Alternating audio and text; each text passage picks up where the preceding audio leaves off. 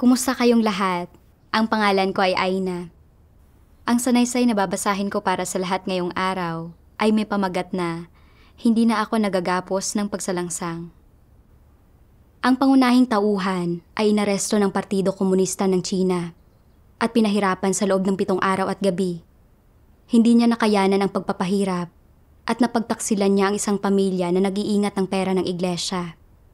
Nakagawa ng isang malubhang pagsalangsang. Pagkalabas niya sa kulungan, ginampanan niya ang kanyang tungkulin sa iglesia. Ngunit sa tuwing naiisip niya kung paano niya napagtaksilan ang pamilyang iyon at naging Judas, nakaramdam siya ng kirot sa kanyang puso na parang tinutusok iyon ng kutsilyo at nabuhay sa loob ng mga damdamin ng kawalan ng pag-asa. Sa harap ng kanyang pagsalangsang, paano niya hinanap ang katotohanan, naunawaan ang layunin ng Diyos at nakalabas mula sa kanyang damdamin ng kawalang pag-asa. Isang araw, noong Hulyo 2006, bigla akong inaresto habang papunta ako para makipagkita sa mga kapwa ko manggagawa. Nang gabing iyon, dinala ako sa isang lihim na lugar para sa interogasyon. Nakakita ang mga pulis ng mga resibo ng pera ng iglesia sa bulsa ko, kaya naghalinhinan sila sa pagtatanong sa akin. Pinipilit akong ibigay ang mga pangalan ng mga tagapag-ingat ng pera ng iglesia at ng mga nakatataas na leader. Hindi ko sila sinagot, kaya hinampas nila ako ng sinturon. Pinusasan nila ako at ibinitin gamit ang isang bakal na kadena. Pinahirapan nila ako ng ganito sa loob ng 1 linggo. Nauuhaw at nagugutom ako at wala na akong natitirang anumang lakas. Sa isang punto, nawalan ako ng malay. Nang magising ako, hindi ako sigurado kung anong ibinigay nila sa aking inumin. Pero may kakaibang lasa sa bibig ko. Nasasamid ako roon at may makikirot na sakit sa buong katawan ko. Noong panahong iyon, naabot na ng laman ko ang limitasyon na kaya nitong tiisin at hindi ko na alam kung ano ang sunod na gagawin nila sa akin. Takot na takot ako. Natatakot ako na baka hindi ko kayanin ang pagpapahirap at maging isang Judas ako. At taimtim akong nanalangin sa Diyos sa puso ko. Humihiling sa Kanya na tulungan akong makapanindigan sa aking patotoo. Pagkakita na hindi ko pa rin tinatraidor ang mga leader at ang pera ng iglesia, kahit na pinahirapan na nila ako ng ganito, nag-iba ng taktika ang mga pulis. At gumamit sila ng pagmamahal sa pamilya bilang pamain sa akin. Sinabing, "Ilang taon ka nang hindi umuwi. Siguradong nangungulila na sa iyo ang pamilya mo.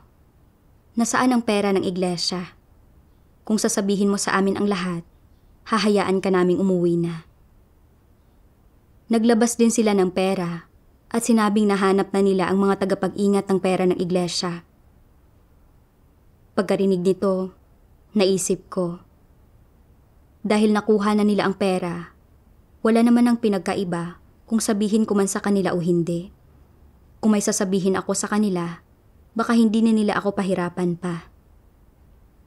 Sinabi ko sa kanila ang tungkol sa isa sa mga pamilyang nagtatago ng pera ng iglesia at iniutos ng mga pulis na dalhin ko sila roon para kuhanin ang perang iyon.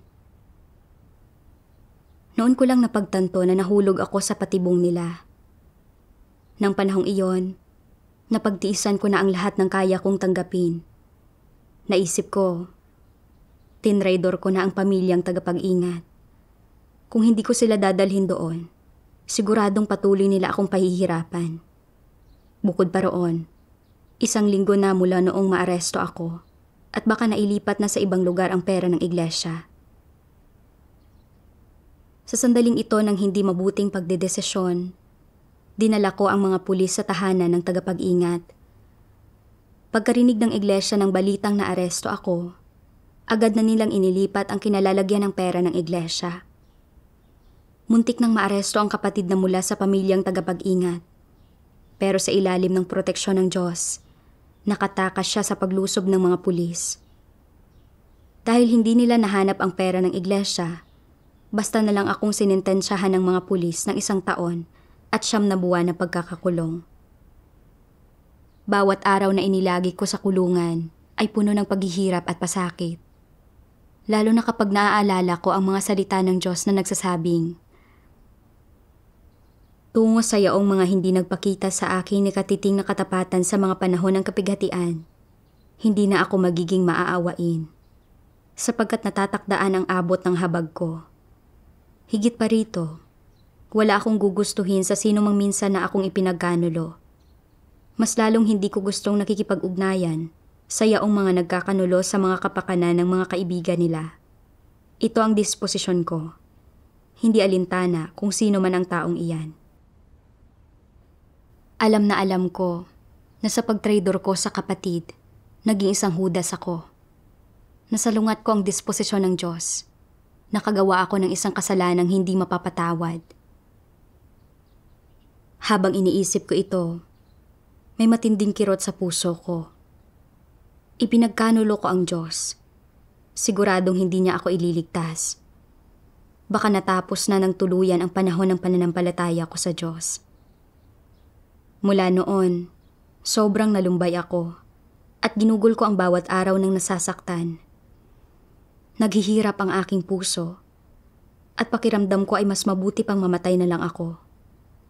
Hinihintay ko na lang na mamatay ako at sa araw na iyon ay magiging malaya na ako. Kahit na nananalangin pa rin ako sa Diyos, sa tuwing naiisip ko ang pagsalangsang ko, pakiramdam ko ay aayawan na ako ng Diyos. At inisip kong hindi ako karapat-dapat na lumapit sa Kanya.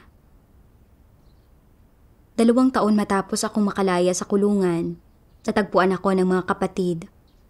At nang makitang may kaunti akong pagkakilala sa sarili, pinayagan nila akong makabalik sa buhay iglesia at nagsaayos sila ng isang tungkulin para sa akin. Sobrang naantig ang damdamin ko at naisip kong binibigyan ako ng Diyos ng pagkakataong magsisi at mas lalo kong naramdaman na may pagkakautang ako sa Kanya. Mapait akong umiyak habang nananalangin sa Diyos. O Diyos, talagang hindi ako karapat-dapat na lumapit sa iyo. Nang maharap ako sa mga sitwasyon, hindi man lang ako nagpatotoo. Ipinagkanulo ko ang kapatid, naging isang Judas at isang tanda ng kahihiyan.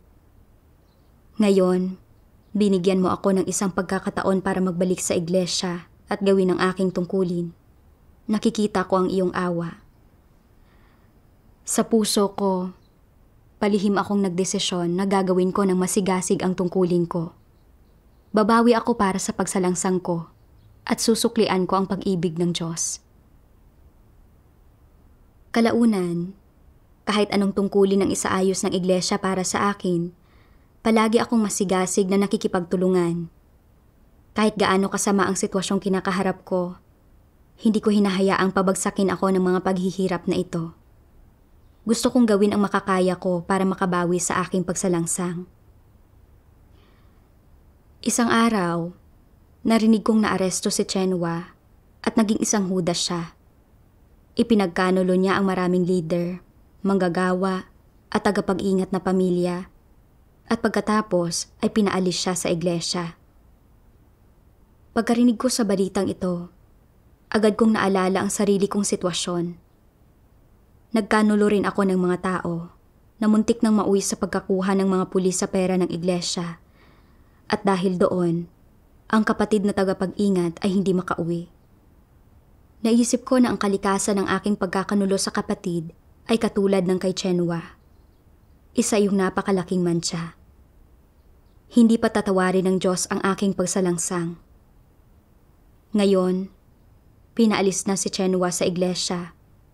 Siguro, isang araw ay paaalisin at ititiwalag din ako. Habang iniisip ko ito, sobra akong nalumbay.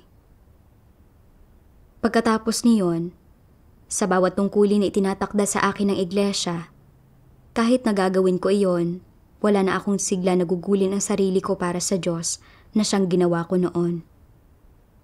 Minsan, kapag kailangan kong magbayad ng halaga at hanapin ang mga katotohanang prinsipyo, hindi ko hinahanap ang mga ito.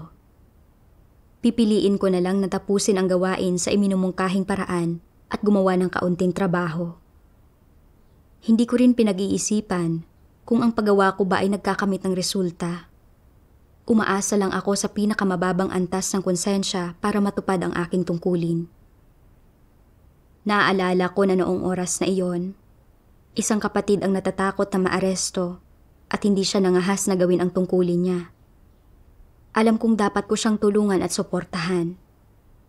Pero dahil na ipagkanulo ko ang Diyos, paano ako naging angkop na magbahagi sa iba?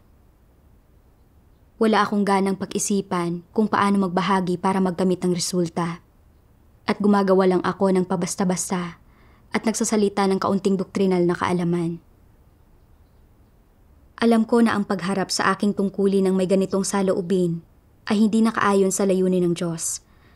At gusto kong magsikap na baguhin ang kalagayan ko. Pero sa sandaling maisip ko kung paano ako nakagawa ng isang napakalaking pagsalangsang at nawala na akong pag-asang maligtas, napapagod ang puso ko at ginugugol ko ang bawat araw ng walang layunin. Nang magpakita ako ng tiwaling disposisyon sa pagganap ng aking tungkulin, alam kong dapat kong hanapin ang katotohanan para malutas ang aking problema at na ang paggawa nito ay kapakipakinabang sa gawain ko at sa aking buhay pagpasok. Pero sa sandaling maisip ko ang walang kapatawarang pagsalangsang ko at na maaari akong mapaalis, sadyang hindi ko iyon magawa. Sapat na sa akin na makumpleto ko ang gawain ko araw-araw at hindi ako nagtuon sa paghahanap sa katotohanan para lutasin ang aking kalagayan. Kalaunan, madalas sumakit ang ulo ko at nagkaroon ako ng paulit-ulit na karamdaman sa tiyan. Noong simula, ginagamot ko ng tama ang aking kalagayan.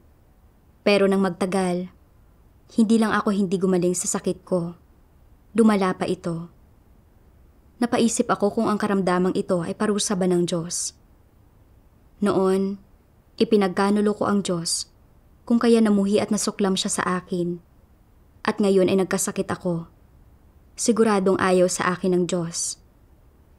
Minsan, wala akong nagiging resulta sa aking tungkulin at naiisip ko na hindi gumagawa ang Diyos sa akin. Wala nang saysay pa na ipagpatuloy ko ang paghahangad sa katotohanan at paggawa ng tungkulin ko. Tuwing naiisip ko ang mga ito, nagkakaroon ako ng di maipaliwanag na sama ng loob sa puso ko. Talagang pinagsisisihan ko ang pagkakanulo ko sa Diyos noon. Kung nagawa ko lang magtiis ng kahit sandali pa, hindi ba't nakapanindigan sana ako sa patotoo ko?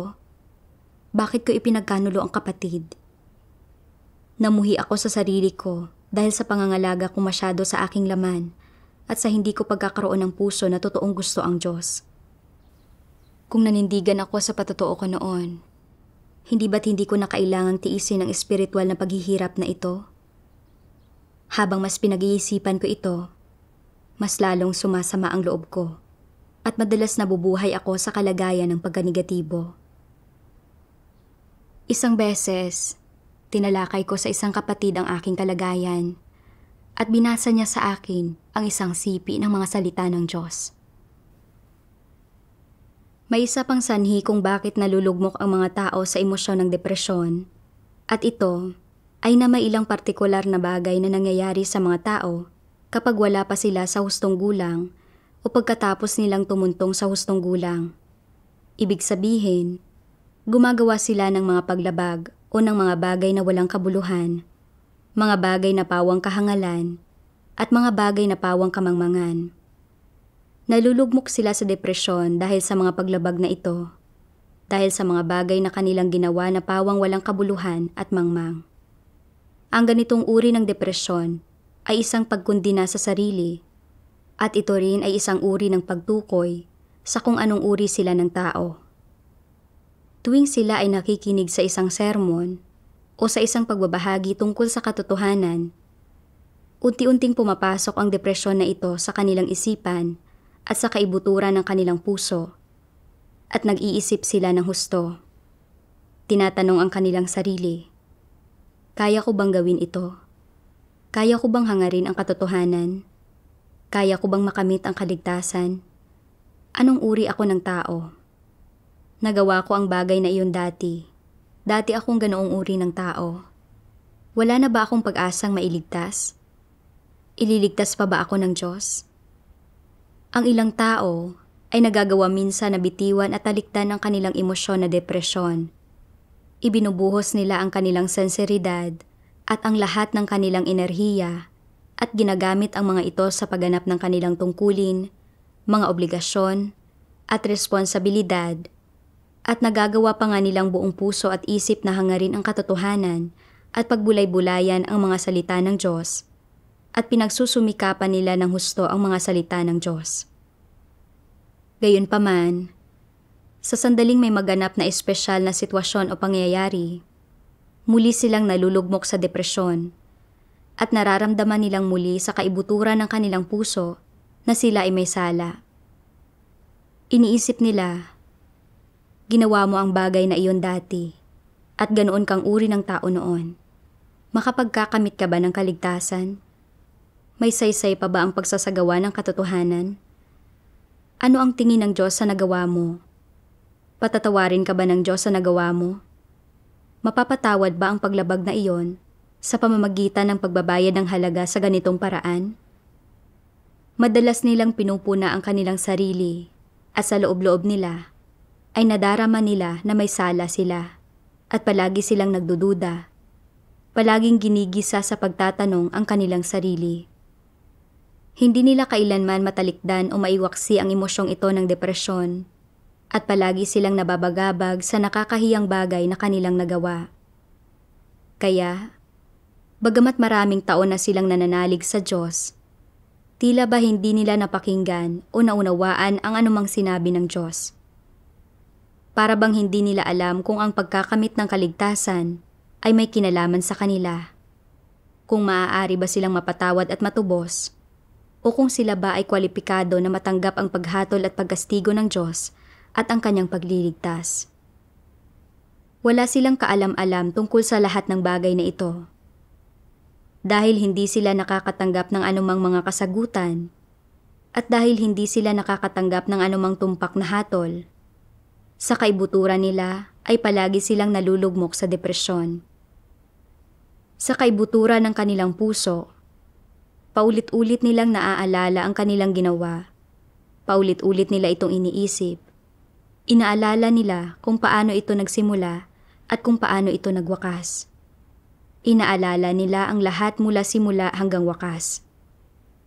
Paano man nila ito maalala, palagi nilang nadarama na makasalanan sila. Kaya palagi silang nalulugmok sa depresyon tungkol sa bagay na ito sa loob ng maraming taon. Kahit na kapag sila ay gumaganap sa kanilang tungkulin, kahit na kapag sila ay namumuno sa isang partikular na gawain, pakiramdam pa rin nila na wala silang pag-asa na mailigtas. Sa makatuwid, hindi nila kailanman direktang hinaharap ang usapin ng paghahangad sa katotohanan at itinuturing ito bilang isang bagay na pinakatama at pinakamahalaga. Naniniwala sila na ang kanilang mga pagkakamali o ang mga bagay na kanilang nagawa sa nakaraan ay hindi maganda sa paningin ng karamihan o na maaaring sila ay makondina at kasuklaman ng mga tao o na makondina pa nga ng Diyos.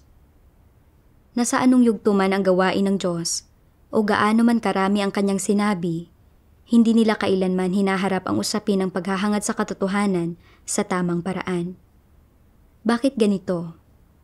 Wala silang lakas ng loob na talikdan ang kanilang depresyon. Ito ang panghuling konklusyon ng ganitong uri ng tao mula sa kanyang karanasan sa ganitong uri ng bagay. At dahil hindi tama ang kanyang konklusyon, hindi niya kayang talikdan ang kanyang depresyon. Ang mga salitang ito ng Diyos ay may malapit na kaugnayan sa aking kalagayan. Sa totoo lang, sa ilang taong ito, kapag naririnig kong maitinitiwalag dahil sa pagiging isang Judas, iniuugnay ko ito sa sarili ko. Sa paniniwala na ipinagkanulo ko ang kapatid, naging isa akong Judas at nagsalangsang ako sa harap ng Diyos. Gugustuhin pa ba ako ng Diyos pagkatapos niyon? Mayroon pa ba akong anumang pag-asa na maligtas? Pagkaisip na pagkaisip ko nito, mabubuhay ako sa pagganegatibo. Kahit na sa panlabas ay gagawin ko ang tungkulin ko. hindi talaga ako nagdadala ng pasanin sa loob ko. At lalong pakiramdam ko ay walang kaugnayan sa akin ang paghahangad sa katotohanan. Palagi kong hinihiwalay ang sarili ko sa hanay ng mga naghahangad sa katotohanan. Hindi ko na pinangahasang tanggapin ang mga salita ng Diyos ng paggabay, pagpapalakas ng loob, o paghikayat. Iniisip na ang mga salitang iyon ay hindi sinabi sa mga taong kagaya ko. Naramdaman ko pa nga na hindi ako karapat-dapat na manumpa sa harap ng Diyos, at lalong hindi ako karapat-dapat na tumanggap ng paghatol at pagkastigo ng kanyang mga salita. Lalo pa noong marinig ko na naging isang Judas si Chenua at inalis siya. Inisip ko na iisa at pareho lang kami ni Chenua. Gusto kong iligtas ang sarili ko, kaya ipinagkanulo ko ang pera ng iglesia at ang kapatid, na nagresulta kung bakit pinaghahanap ang kapatid na ito at hindi siya makauwi. Para sa kapakanan ng pagpoprotekta sa sarili ko, nagdala ako ng matinding sakuna sa kapatid na ito. Napakamakasarili ko talaga. Masyadong kulang sa pagkatao. Ang kalikasan ng aking mga kilos ay kagaya ng kay Judas. Ayon sa nagawa ko, pwedeng gawin ng Diyos sa akin ang anuman. Kahit pa ipadala niya ako sa impyerno, hindi iyon magiging kalabisan. Pero hindi man lang ako tinrato ng Diyos ayon sa pagsalangsang ko, at binigyan niya ako ng pagkakataong mamuhay ng buhay iglesia at magawa ang aking tungkulin. Iyong maaari ako mabuhay at magawa ang tungkulin ko ngayon ay biyaya at pagtataas ng Diyos. Dapat hinanap ko ang katotohanan at nilutas ang katiwalian ko, at nagsisi ako at ginawa ko ng maayos ang tungkulin ko. Gayunpaman, nakatuon pa rin ako sa aking pagsalangsang na nagpabalisa sa akin tungkol sa mga oportunidad at kapalaran ko. Dahil nabubuhay ako sa isang kalagayan ng pagkalumbay at pagkanegatibo, naging mas lalo pa akong pasibo sa paggawa ko ng aking tungkulin na hindi lang nagdala ng mga kalugihan sa aking gawain, kundi nakasagabal din sa aking buhay pagpasok. Nawalan ako ng maraming pagkakataon na matamo ang katotohanan. Pagkatapos basahin ang siping ito ng mga salita ng Diyos, naramdaman kong kinakausap ako ng Diyos ng harapan. Ayaw niyang mahulog sa pagkalumbay ang mga tao pagkatapos nilang magsalangsang. Gusto niyang makapagnilay sila sa sarili at makapagpatuloy na magsikap sa kanilang paghahangad. Ano man ang oras, dapat hindi sumusuko ang isang tao sa paghahangad sa katotohanan. Nang makita ko kung gaano katotoo ang pag-ibig ng Diyos, nagdesisyon akong hanapin ang katotohanan at itapon ang mga kadena ng aking negatibong kalagayan. Kalaunan, binasa ko ang ilang mga salita ng Diyos. Nananalig ang mga tao sa Diyos upang pagpalain, magantimpalaan, at makoronahan. Hindi ba't may ganito sa puso ng lahat? Totoo na mayroon nga. Bagamat hindi ito madalas tinatalakay ng mga tao, at pinagtatakpan pa nga ang kanilang motibo at hangaring magtamo ng mga pagpapala, ang paghahangad at motibong ito sa kaibuturan ng puso ng mga tao ay hindi matinag-tinag noon pa man. Gaano man karaming espiritual na teorya ang nauunawaan ng mga tao, anumang karanasan o kaalaman ang mayroon sila, anumang tungkulin ang kaya nilang gampanan, gaano mang pagdurusa ang tinitiis nila, o gaano man ang isinasakripisyo nila, hinding-hindi nila binibitawan ang motibasyon para sa mga pagpapala na nakatago sa kaibuturan ng kanilang mga puso at laging tahimik na nagpapakapagod para dito. Hindi ba't ito ang bagay na nakabaon sa pinakakaibuturan ng puso ng mga tao? Kung wala ang motibasyong ito na tumanggap ng mga pagpapala, ano ang mararamdaman ninyo? Sa anong saloobin ninyo gagampanan ang inyong tungkulin at susundan ang Diyos?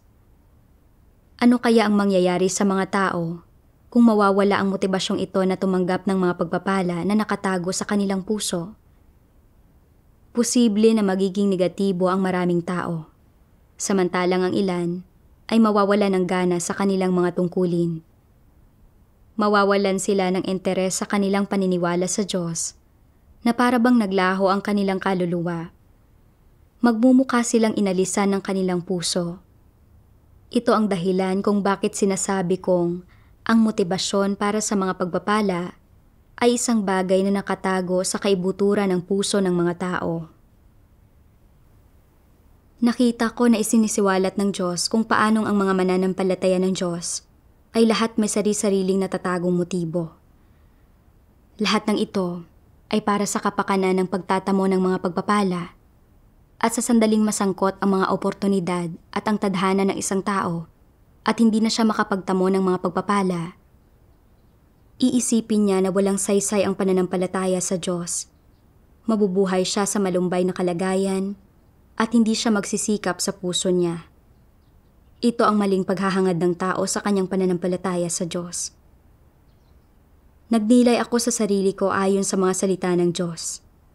Noong katatanggap ko pa lang sa yugtong ito ng gawain ng Diyos, ginugugol ko ang sarili ko at nagsisikap ako sa bawat paraan para magtamo ng mga pagpapala. Pagkatapos kong maaresto, tinraidor ko ang kapatid at nagsalangsang ako dahil natatakot akong magtiis ng hirap at mapahirapan hanggang kamatayan. Inakala ko na hindi na ako magkakaroon ng isa pang pagkakataon para maligtas. At nabuhay ako sa kalagayan ng pagkalumbay at hinatulan ko na ang sarili ko. Pagkalabas sa kulungan, ang kagustuhan kong tumanggap at magpasakop sa anumang tungkulin na ginawa ko ay para lang magbayad sa aking mga kasalanan at magtamo ng mga pagpapala at hindi iyon tunay na pagsisisi.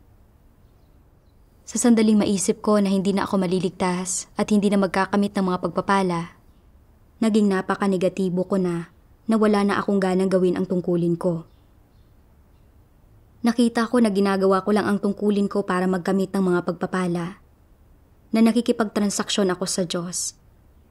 Kagaya ako ni Pablo. Noon, ginawa ni Pablo ang makakaya niya para labanan ang Panginoong Hesus. Hinuli at inusig ang mga disipulo ng Panginoon at sa huli, tinamaan siya ng maliwanag na ilaw. Sa panahong iyon, inamin lang niya ang mga kasalanan niya, pero kalaunan, noong pinapakalat na niya ang ebanghelyo para sa Panginoon, iyon ay para din lang sa pagbabayad sala. Wala sa mga ito ang tunay na pagsisisi at pagbabago. Hindi niya alam ang sarili niyang diwa ng paglaban sa Diyos. At nang magbunga ng ilang resulta ang gawain niya, inisip niyang may kapital siya, hanggang sa puntong hayagan siyang nakipagtransaksyon sa Diyos, sinasabing, "Natataan sa akin ang putong ng katuwiran." Sinalungat niya ang disposisyon ng Diyos at isinumpa at pinarusahan siya ng Diyos. Habang pinag-iisipan ang mga salita ng Diyos, lalo akong namuhi sa sarili ko. Nakagawa ako ng napakalaking kasamaan at nakikipagtransaksyon pa rin ako sa Diyos. Wala akong anumang katwiran. Kahit pa wala akong maging mabuting kahihinatnan at hantungan sa hinaharap, iyon ay pagiging matuwid ng Diyos. Iyon ay magiging bunga ng sarili kong paggawa ng kasamaan at pagkakanulo sa Diyos. Ang mga paltos sa paa ko ay mula sa landas na nilakaran ko. Kailangan kong anihin ang aking itinanim. Ano man ang kahinatnan ko, dapat akuin ko ang posisyon ko bilang isang nilikha at gawin ang tungkulin ko ng maayos. Ito ang katwiran at pagsasagawa na dapat mayroon ako. Lumapit ako sa Diyos at nanalangin sa Kanya. O Diyos, nanampalataya ako sa iyo para magkamit ng mga pagpapala at gantimpala. At sa pagtalikod at pagugol ko, ay nakikipagtransaksyon ako sa iyo. Wala akong anumang katwiran. Kapag may aso ang isang tao, alam ng asong iyon kung paano suklian ang kanyang amo at babantayan nito ang bahay niya. Pero ako, diniligan mo ako at binigyan ng napakaraming katotohanan at pinakitaan ng awa at pagpaparaya. Pero nakipagtransaksyon ako sa iyo. Nang maisip kong baka hindi ako magkakaroon ng magandang hantungan, ayaw ko nang gawin ng masigasig ang tungkulin ko. Mas masahol pa ako kaysa sa aso. O Diyos, handa po akong magsisi. Ano man ang aking kalalabasan sa hinaharap, tapat kong gagawin ang aking tungkulin at hindi na ako mananampalataya sa iyo para lang magtamo ng mga pagpapala. Pagkatapos nito, nabasa ko ang ilan pang mga salita ng Diyos na nagdala sa akin ng ilang kaalaman tungkol sa kanyang matuwid na disposisyon. Sabi ng makapangyarihang Diyos, karamihan sa mga tao ay sumalangsang at dinungisan ng kanilang sarili sa ilang partikular na paraan. Halimbawa, ang ilang tao ay lumaban sa Diyos at nagsalita ng mga kalapastanganang bagay.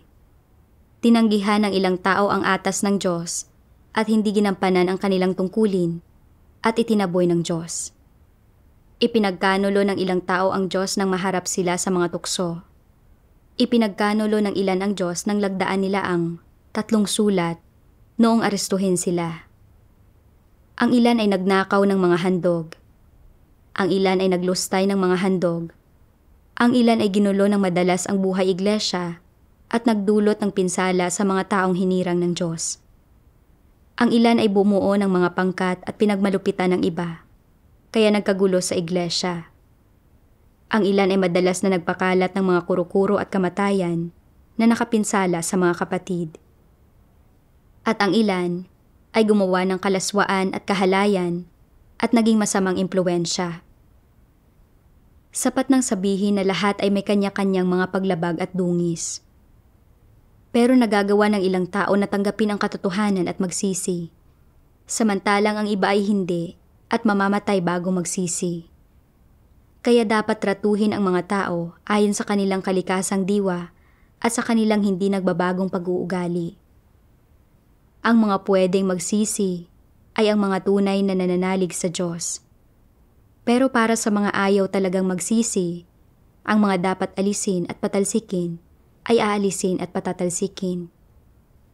Ang pakikitungo ng Diyos sa bawat tao ay batay sa mga aktwal na sitwasyon ng kalagayan at kinalakhan ng taong iyon sa panahong iyon, pati na sa mga kilos at pag-uugali ng taong iyon at sa kanyang kalikasang diwa. Hindi kailanman gagawa ng Diyos ng masama ang sinuman. Isang panig ito ng pagiging matuwid ng Diyos. Ang pakikitungo ng Diyos sa isang tao ay hindi kasing simple ng inaakala ng mga tao. Kapag ang kanyang saloobin ukol sa isang tao ay pagkamuhi o pagkasuklam, o pagdating sa sinasabi ng taong ito sa isang partikular na konteksto, nauunawaan niyang mabuti ang mga kalagayan nito.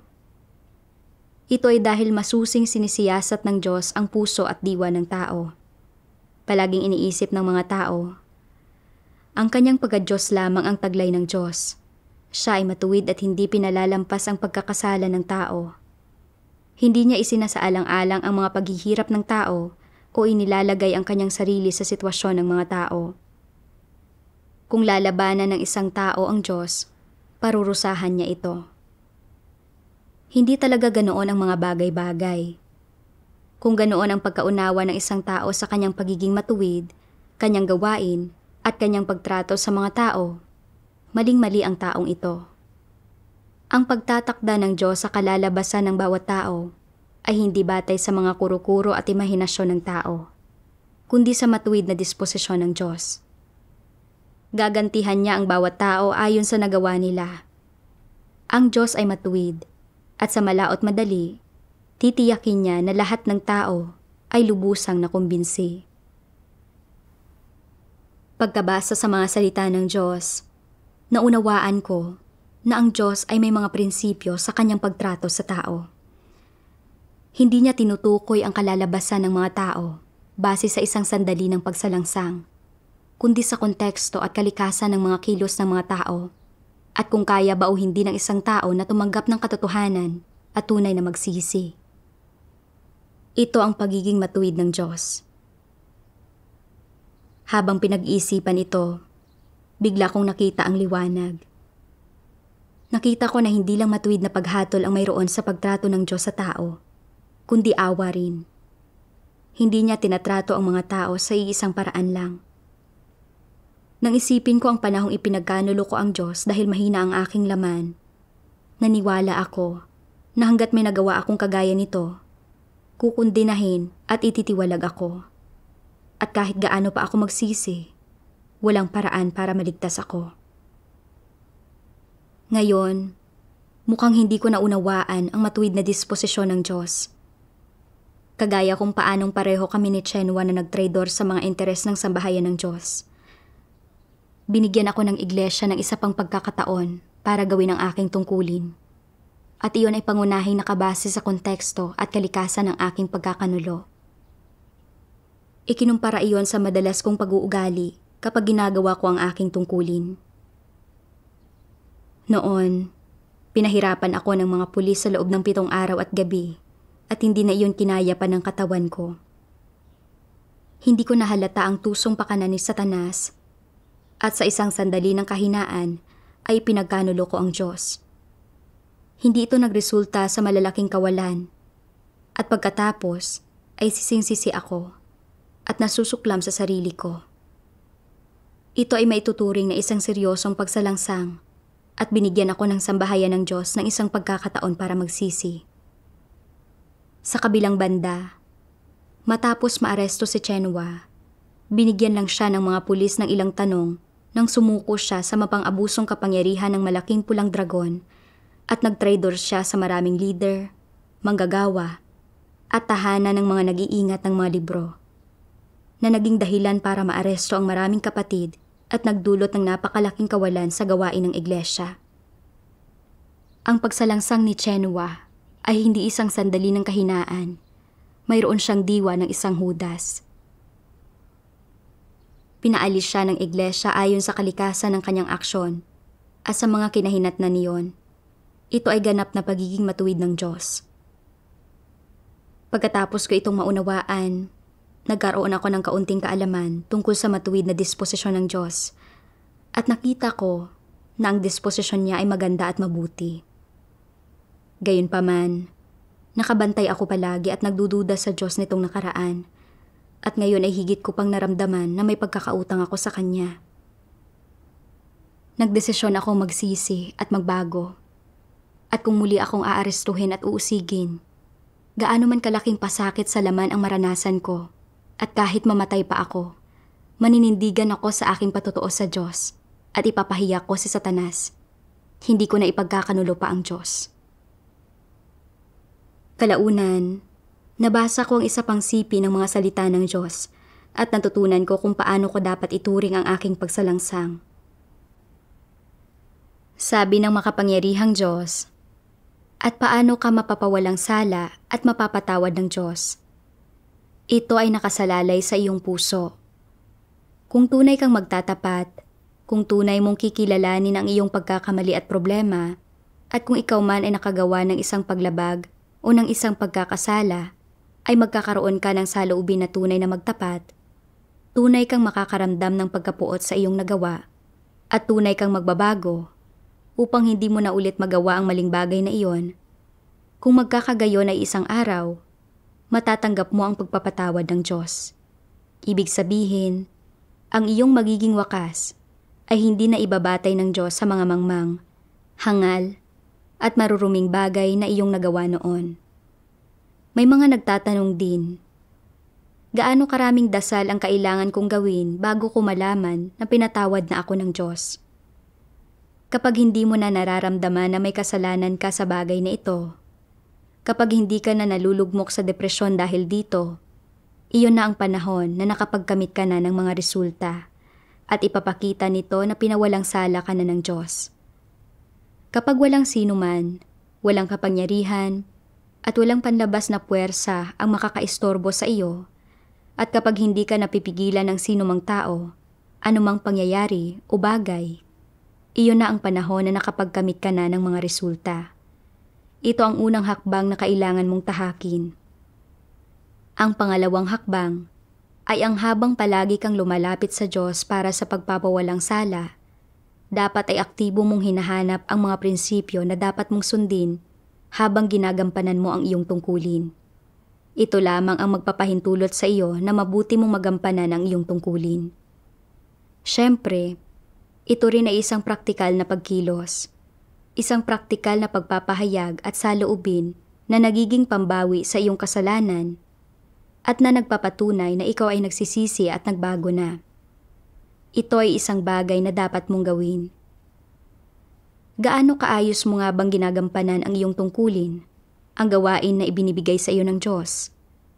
Hinaharap mo ba ito ng may saloobin na lugmok sa depresyon o gamit ang mga prinsipyong hinihingi sa iyo ng Diyos na sundin? Iniaalay mo ba ang iyong katapatan? Ano ang dapat maging batayan ng Diyos para pawalang sala ka? Nagpakita ka ba ng anumang pagsisisi? Ano ang ipinapakita mo sa Diyos? Kung nais mong matanggap ang pagpapawalang sala ng Diyos, kailangan mo munang maging tapat. Dapat kang magkaroon ng saloobin na taimtim na magtapat, at kailangan mo ring ialay ang iyong senseridad at maayos na gampanan ang iyong tungkulin. Kung hindi, ay wala nang dapat pag-usapan pa. Kung magagawa mo ang dalawang bagay na ito, kung maaantig mo ang Diyos sa iyong senseridad at tapat na pananampalataya, at mapapawalang sala ka ng Diyos sa iyong mga kasalanan, magiging kagaya ka ng ibang tao. Titingnan ka ng Diyos sa paraang katulad ng pagtingin niya sa ibang tao. Pakikitunguhan ka niya sa paraang katulad ng pakikitungo niya sa ibang tao, at hahatulan at kakastiguhin, susubukin at pipinuhin ka niya sa paraang katulad ng ginagawa niya sa ibang tao. Hindi magiging iba ang magiging pagturing sa iyo. Sa ganitong paraan, hindi ka lamang magkakaroon ng determinasyon at pagnanais na hangarin ang katotohanan, kundi ikaw ay bibigyang liwanag, gagabayan, at tutustusan din ng Diyos sa parehong paraan sa iyong paghahangad sa katotohanan. Siyempre, dahil ngayon ay mayroon ka ng sinsero at tunay na hangarin at isang taimtim na saloobin, hindi magiging iba ang pagtrato sa iyo ng Diyos sa kung paano niya tinatrato ang iba at, tulad ng ibang tao, magkakaroon ka ng pagkakataon na mailigtas. Nauunawaan mo ito, tama? Habang pinag-iisipan ang mga salita ng Diyos, naunawaan ko na anumang pagsalangsang ang nagawa ng isang tao noon, ang gusto ng Diyos ay ang kanyang tunay na pagsisisi at pagbabago. Kung makagawa ng kamalian ang isang tao, kailangan niyang lumapit sa Diyos at taus-pusong aminin ang kanyang mga kasalanan. Pagkatapos, dapat panghawakan niya ang kanyang tungkulin at gawin ito ng matapat. Gumamit ng mga praktikal na aksyon para makabawi sa kanyang mga pagsalangsang. Gaya lang ni David, na may isang propeta na pinadala ng Diyos para kausapin siya, dahil nangalon niya siya noong sumiping siya sa asawa ni Urias. Alam ni David na nakagawa siya ng kasalanan, at inamin niya ito, at nagpakita siya ng pagsisisi sa Diyos. Sapat ang iniyak niyang luha para lumutang ang kama sa silid niya. At nang tumanda siya, ni hindi niya hinawakan ang dalagang nagpainit ng higaan niya. Bukod doon, kasama ng malalim na pagsisisi, gumamit din siya ng praktikal na aksyon para panghawakan ang kanyang tungkulin. Nagpatayo siya ng isang banal na templo at pinangunahan niya ang mga Israelita sa pagsamba sa Diyos na si Jehovah. Ang saloobin ni David sa kanyang pagsalangsang ay hindi pagkalumbay, kundi pagiging positibo at pagsulong. Nagkaroon siya ng tunay na pagsisisi at pagbabago. Nariyan din si Pedro, na itinatwa ang Panginoon ng 3 beses at naiwala ang kanyang patotoo. Ang saloobin ni Pedro ay hindi rin pagkalumbay. Sa halip, taus-puso niyang inamin sa Diyos ang kanyang mga pagsalangsang at nagkaroon siya ng tunay na pagsisisi. Sa huli, ipinako siya ng pabaliktad para sa Panginoon bilang isang patotoo ng kanyang pag-ibig para sa Diyos. Kailangan kong sundan ang halimbawa ni na David at Pedro. Positibong harapin ang aking pagsalangsang at bitiwan ang aking kalagayan ng pagkalumbay. Hangarin ang tunay na pagsisisi at pagbabago sa harap ng Diyos. Ganito ang pagsasagawa at saloobin na dapat mayroon ako. Kalaunan, pinagnilayan ko kung bakit ko ipinagkanulo ang Diyos noong naaresto ako dati. Iyon ay dahil masyado akong nag-aalala sa aking laman at masyado kong pinahahalagahan ang sarili kong buhay. Naisip ko ang sinabi ng Panginoong Jesus, sapagkat ang sino mang mag-ibig iligtas ang kanyang buhay ay mawawala nito. Datapwat, sino mang mawala ng kanyang buhay dahil sa akin, ay maililigtas ito. Sa totoo lang, kung mabubuhay ba ako o mamamatay, ay pinamamatnugutan at pinamamahalaan ng Diyos. Kahit usigin ako ng mga pulis hanggang sa punto ng kamatayan, hanggat makapaninindigan ako sa aking patotoo sa Diyos, magkakaroon ng halaga at kabuluhan ng aking kamatayan. Ngayon, ipinagkanulo ko ang Diyos. At kahit hindi nagtitiis ng paghihirap ang katawan ko, ang daladala ko ay ang paghihirap ng aking puso. Kapag naiisip ko kung paano ko tinraidor ang kapatid at ang pera ng iglesia, ang sakit nito ay para bang sinaksak ng kutsilyo ang puso ko. Naging permanenteng mansya na ito. Isang hindi natatapos na pasakit. Ang totoo, ang paghihirap ng laman ay pansamantala at matatapos din iyon kung titiisin mo lang.